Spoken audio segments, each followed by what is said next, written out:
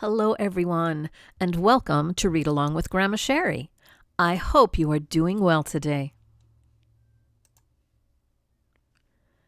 And the story we will be reading is called A Pocket for Corduroy.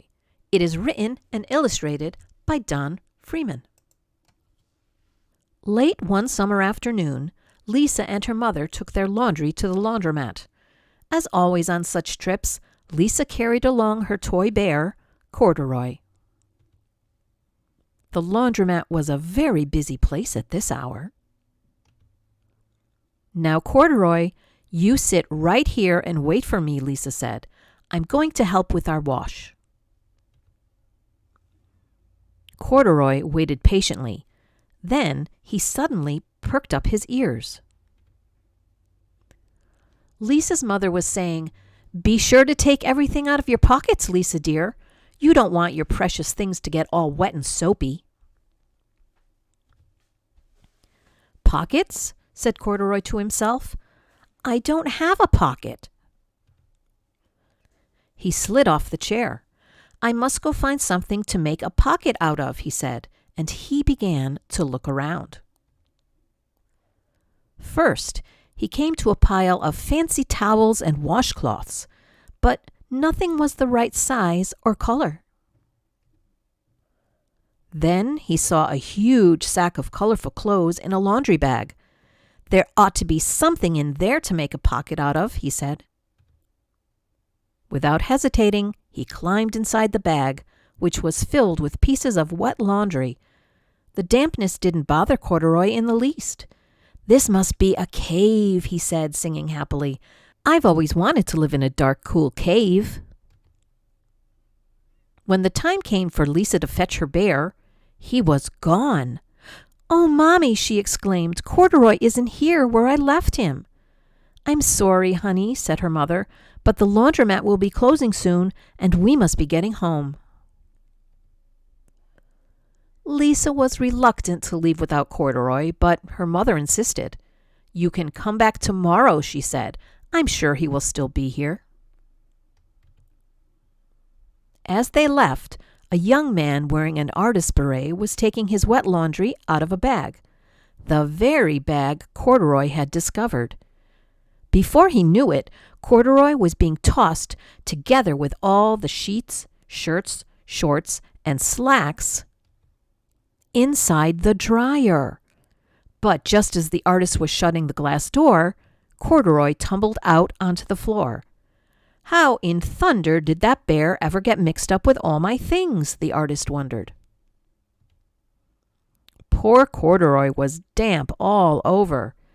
"The least I can do for him is give his overalls a good drying," said the man thoughtfully. He unbuttoned Corduroy's shoulder straps and put his overalls in the dryer.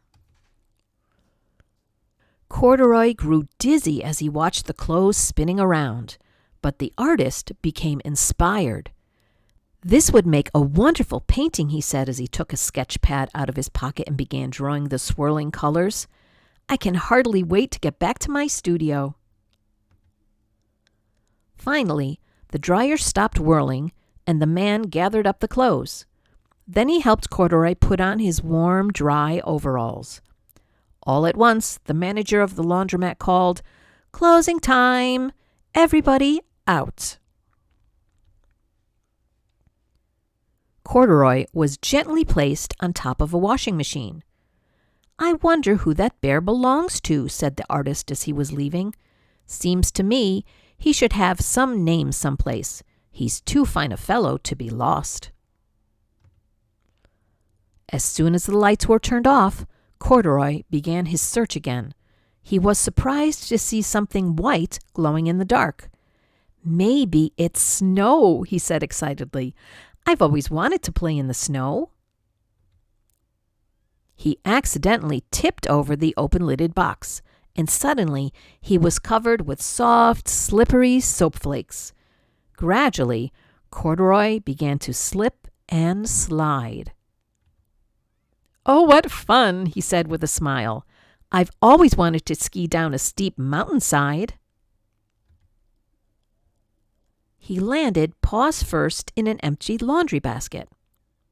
"This must be a cage," he said, peeking through the bars.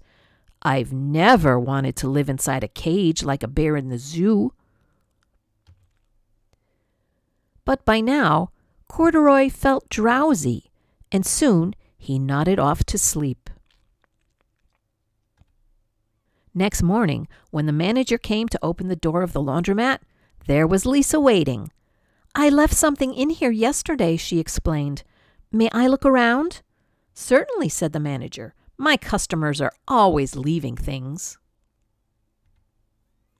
Lisa was searching under the chairs and in back of the washing machines when she heard the manager call her. "Is this what you're looking for, señorita?" "Yes, yes, he's my best friend," shouted Lisa as she came running. She reached in and picked Corduroy out of the basket. "So this is where you've been, you little rascal," she said. "It's time I took you home." Lisa thanked the manager and ran out the door and down the street, holding Corduroy tightly in her arms. "I thought I told you to wait for me," she said. "Why did you wander away?" "I went looking for a pocket," Corduroy said. "Oh, Corduroy, why didn't you tell me you wanted a pocket?" asked Lisa, giving him an affectionate squeeze. That very morning, Lisa sewed a pocket on Corduroy's overalls. "And here is a card I've made with your name on it for you to keep tucked inside," she said. "I've always wanted a purple pocket with my name tucked inside," said Corduroy as he and Lisa nuzzled noses. And that brings us to the end of A Pocket for Corduroy, written and illustrated by Don Freeman. I hope you enjoyed that story. I am so glad that Corduroy and Lisa have each other to be wonderful friends. I hope you enjoyed reading that with me. I hope you have a nice fuzzy friend to keep with you. And I hope you have a wonderful rest of your day. Bye-bye.